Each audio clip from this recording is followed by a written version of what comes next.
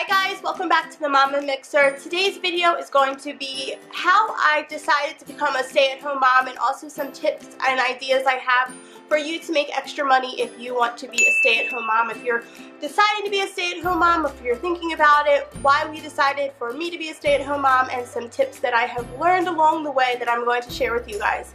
So if you want to see all of that, then just keep watching. So when I had B, I started working for a little bit and we decided that it wasn't practical for us to put him in daycare, and some families have it where it's all good for the mom to stay home and the dad is able to take care of it, and some are like me that it doesn't make enough sense to put him in daycare, pay for daycare, and then go to work, because I basically would just be paying for daycare. So that's when I decided to stay home. I've been home with him now for 3 years. Yeah, about 3 years. And it is a struggle. Being home is a struggle, not only financially, but physically, mentally. It is a struggle to be home. So it's definitely not everything that I thought that it would be, but it's also more than I thought it would be. What I did in the beginning when I first started staying home is I watched kids. So I took in other kids. It's really up to you if this is something that you want to do.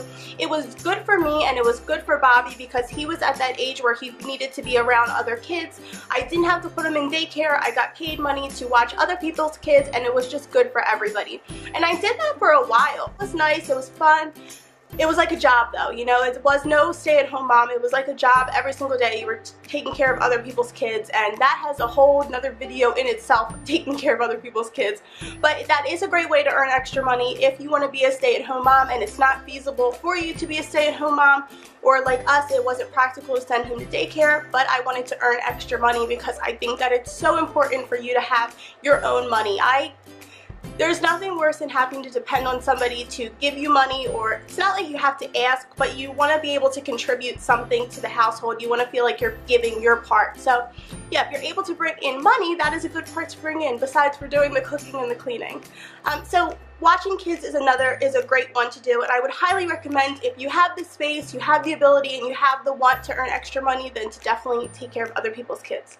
Number 2, if you want to earn extra money, waitress at night or during the day, whatever works for your schedule. If you're able to pick up a couple of shifts and earn extra money that way, that is such a good one. If you have a place that you go to, ask them if they're looking for someone, and I think that's a perfect way. That's like hard labor. I did that for a while too. I literally had like a ton of jobs, but that's besides the point. So yeah, if you want to earn extra money, definitely try to see if you're able to waitress somewhere, because that's a great way to earn extra money. You can do it at night when your kids are asleep, or when your husband is home or your partner is home.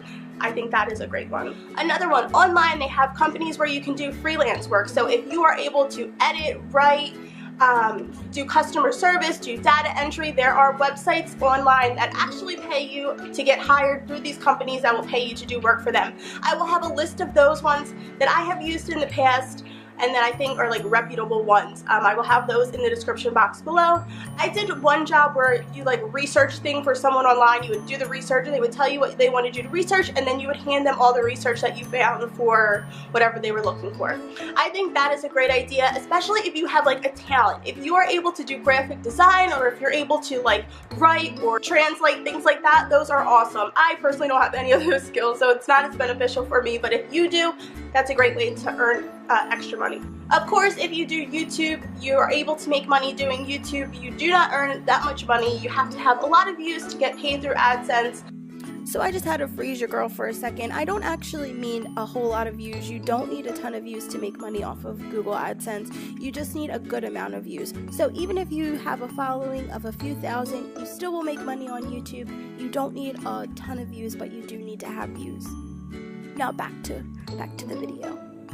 But you are able to get paid through other companies that pay you to review their products, talk about their products, but that just comes with the following. So if you have a YouTube following, you're probably earning money on YouTube, and that's a great way to earn extra money. It's not a lot of money, and you might need to do multiple small things to earn a large amount of money, but it's all about the hustle and getting out there and earning something. Make sure that it's 100% the decision for you. If you aren't like me and you're able to make the decision, try to live off of one income. Save all of that money that you are making, put that away, and see if you're able to live off the one income. Is your partner's income enough to take care of everything? Because everything is going to be on them.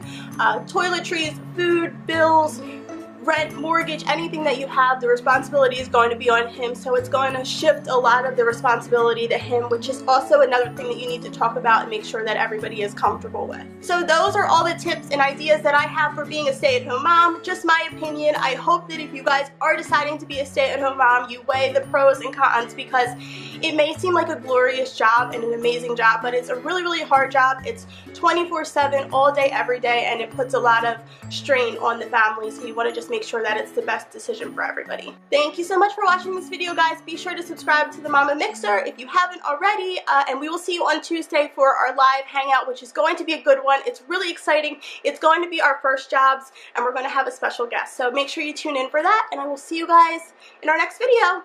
Bye, guys.